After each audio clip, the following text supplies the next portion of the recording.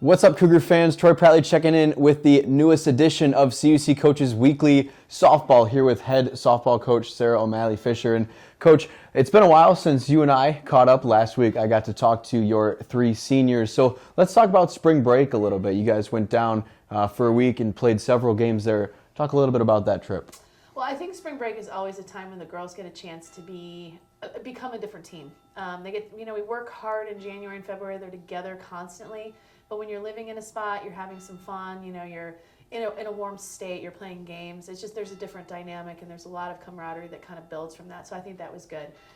It was a very kind of emotional spring break on top of it. So we have 4 seniors that play for us. There are 3 that are continuing on. So spring break had a little different feel to it because there was a little bit of a different process to it. So we lost Nikita Robbins for the rest of the year, and so we wanted to make sure that we gave her a chance to kind of go on her own, just like the rest of our seniors will have that chance for the rest of the year. And so I think that kind of brought some different things and different emotions for not only our returners, but our freshmen seeing something in a very different way too. So overall, we were 4-4.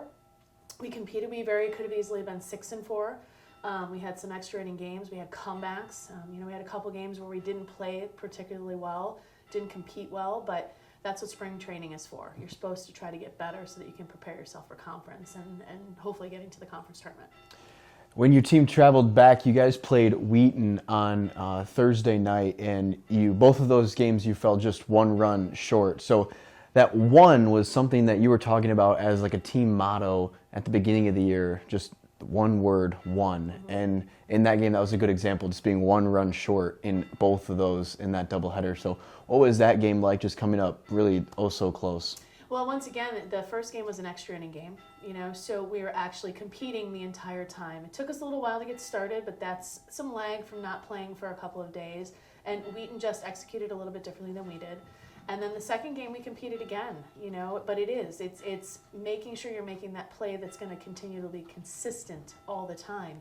And I think we're still learning to do that. So yeah, we lost 2 one-run games, and it is kind of apropos for that in a way, but in the same sense, we're learning from that. So if we continue to compete, yesterday's games were a little different, and so we had those 1-1 games against Wheaton. Now we have to learn how to come back from what happened in yesterday's first conference matches. So I think that consistency, we're starting to get there. We're starting to see more consistency with our hitting approach.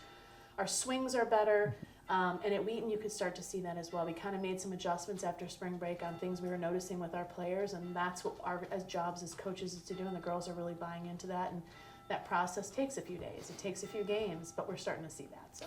So let's move to yesterday's game. It was the NAC opener against Milwaukee School of Engineering, and you fell in both of those games. But let's talk about first the pitching staff. So you used 5 pitchers in yesterday's doubleheader. So what is that like when you have that many arms? How do you balance, when to use them, when to pull them, and how long do you keep them in the circle? Well, I think that's a learning process for myself as well, because it is a staff effort, and we have so many different looks and so many different opportunities to be able to use the pitchers in that way. So when you have a team like MSOE that can hit, they've been to regionals, they've been to the NAC championship game for the last 4 years, they've been to regionals, they know how to win, they know how to compete. Our pitchers were learning how to go against one of those top teams, and I think we hung in for a little while. The first game not so much, but it wasn't for lack of defense, it wasn't for lack of them trying, it wasn't for lack of any other thing, that we just didn't have what we needed on that day. And when you face a team like that, you got to learn that we got to bring our best, and we have to make our pitches move, and we have to continue to own what we're good at, not worry about what they're good at. So that was a learning process of that, and you could see that in the next game we kind of played a little bit better. Defensively, we didn't play as well. The first game, it wasn't so much our defense that wasn't where it needed to be. Pitching wise, we were learning. Second game, defense kind of befelled us a little bit, but that's, again, the learning process with it. We're young. At one time I had freshmen and sophomores in the complete infield. I had freshmen and sophomores in the outfield, but that's not an excuse. You have to learn how to play, and you have to compete every day, and you have to learn how to consistently bring your effort, energy, and enthusiasm. And I think we got that yesterday. So hopefully we can continue to move that with Carthage on Wednesday, and we have St. Norbert's on Saturday and Dominican next Monday. So we're in the heat of it now, so we just got to get ready to go. Regardless of who was in the circle, you had a really steady player behind the plate, and that's Jessica Gang, and she's a junior. And she had several nice plays, and her bat was there, but it wasn't those things that I was noticing in that game. She really took control and was calm in the pitch in the circle with the pitchers and with the infield. Multiple timeouts to go talk it over. So, what is that like with the leadership you get from a player like Jessica Gaines? Well, Jess was named a captain this year as well, and I think she's kind of really finding her voice with that and her steadiness. She loves the game, she loves to learn, and she's constantly into it. And I think that has been something that she's gotten so much better at. She's managing the staff really well. She can see when there's a different presence that's occurring. She can see when pitches aren't working really well. And so we're just communicating that with her as much as we can. And her communication with her teammates, whether it's pitchers, defense, in the dugout, has been fantastic. So I think she's done a really good job with that. I think you kind of saw that a little bit from one of my other captains yesterday too, and Bella. Bella played phenomenal yesterday. You know, she had a couple of errors, but those errors also resulted in good plays. So we're seeing some more of those, that vocalness coming from those kids that are leading us, and we're going to continue to build on that. So let's talk about a few more highlights from that game.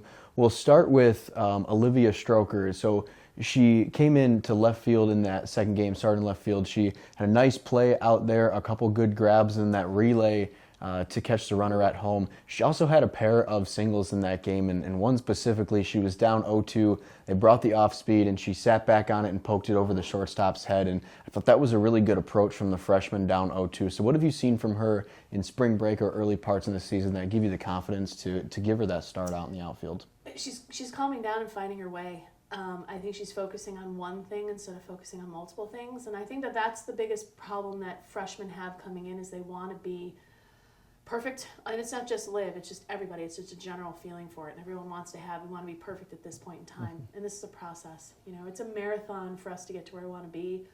We're trying to teach different things. We're bringing new things to you to think about and learn. And she's done a fantastic job of figuring that out and staying grounded and focusing on the one thing that she knows she can control. And going 0-2 and taking that ball to the opposite field is hard for a lefty, mm-hmm. but it's what you need to do, because now you'll start to open the field up for yourself. And so I think she did a great job with that. And she's finding her voice, she's finding her way, and that's going to help us, just like it is with some of our other freshmen as well. And right next to Olivia in center field is Haley Goldsby, and she's a sophomore. And she was the one to break up the no-hitter in the first game. Mm-hmm. And Katie Pollock was throwing a really nice game there. Sure. She leads the NAC conference in strikeouts, yep. And she's a phenomenal pitcher. And yep. Haley Goldsby got on top of her in that her first at bat of the first game. She ended up with 4 hits on the afternoon. So a steady bat in the lineup. How was her day? So I think, once again, she's in the same process. She's learning. She's still finding her voice. She's had experience in center field. She was our center fielder last mm-hmm. year. And we're now asking her to step up and take more of that leadership role and try to find the opportunity to make the best defensive plays that she can. And we want to make sure that we're consistently with that. So, yeah, she's worked really hard at that. She's finding a way of putting the ball down. She's moving runners, mm-hmm. which I think that mentality is really important for us. You can't just get runners on and leave them at first. Mm-hmm. And we can't play base to base. We got to move them. And so I think she did a really great job of making adjustments, sitting on it, and really focusing on, once again, what we've been focusing with her on one thing. And that is just to make sure that she's getting better every time she gets in there. So I thought she had a great day as well. And then finally, your sophomore shortstop, Arissa Santos, she put one off the wall in the first game, and then in the second game, she hit a 3-run shot to left center field that brought you within 3 in the 7th inning, and you really needed that in that moment as well. So what did you see, not just from that home run, but her day as well? I just think she's been, we have a sophomore who had a really phenomenal season last year, and I think it's just making sure that she remembers that this is the year that she's in, and that nothing she did last year is bad. It was great, it was fantastic, but we want you to be here, and she's focused on that a lot. And I think being able to just keep plugging through, having a little bit of a slow, in her mind it's been a slow start, but it hasn't. It's been a quiet start. And so she's just really worked on trying to make sure, once again, we readjusted some things after spring break that we saw, and she's focused on that. And you can see it with her approach. In Wheaton, you could start seeing her hitting the ball solidly. She was getting barrel to the ball a lot more. And that culminated yesterday. Mm-hmm. So we just need to keep seeing that and just letting her be her, having fun. Like, I know we were down and she hit the home run and she was dabbing as she was crossed, but that is her enjoying the game. It's also something she does so that her family knows it's a shout out to them in a way. And I think that's important for people to understand, because we have a lot of kids that aren't from here and they don't get to see their families all that mm-hmm. often. So It's like when you're in professional baseball, like you're always, making your mark or waving to whoever it is. That's kind of her way of doing it. It wasn't a disrespect or anything. It was her having fun. We need to feed off that more. And that carried over on the defensive side. I mean, she's made a couple of great rebound defensive plays in some games here and attacks the ball really well. And, but she'll get better. She's a really hard worker. She loves the game and her having fun. We got to feed off that a little bit more. So next time out, your team's going to head to Kenosha, Wisconsin to face Carthage for a doubleheader. So what's the approach coming off of yesterday's pair of losses in the next couple of days before you head up to Wisconsin? What are the areas of focus and practice? Well, you have to have a short memory. So you got to forget the actual scores, but we got to learn from things we didn't do well. So it's just re-emphasizing to our pitching staff to own what they're good at. Take the opportunity to get better every time you're on the mound, and that's going to come. For our defense to continue to get better, to play behind our pitchers. If they're struggling a little bit, we still have to make plays. And then for our offense to just try to get in gear and stay consistent, And as an overall team, we're young, but they're fun. We want them to enjoy it and just continue to learn how to understand what your role is and that everybody's important. And that being a part of a team is an amazing thing, and that we can't take that for granted. So hopefully we'll be able to keep building on that so that everyone has an understanding of where they're at, what their roles are, and how we can as a group achieve where we want to go, which is getting to the conference tournament, and staying close to that one. We want one more thing. So what are we going to do one more time on Wednesday to prepare us for the next round and for the next round? So. Well, we look forward to seeing Wednesday, Saturday, and the rest of the season play out for your squad. For more information on CUC Softball, head to cucougars.com or to our CUC Sports YouTube page to watch these games as they unfold. Coach, thank you very much. Thanks, Troy. Roll Cougars.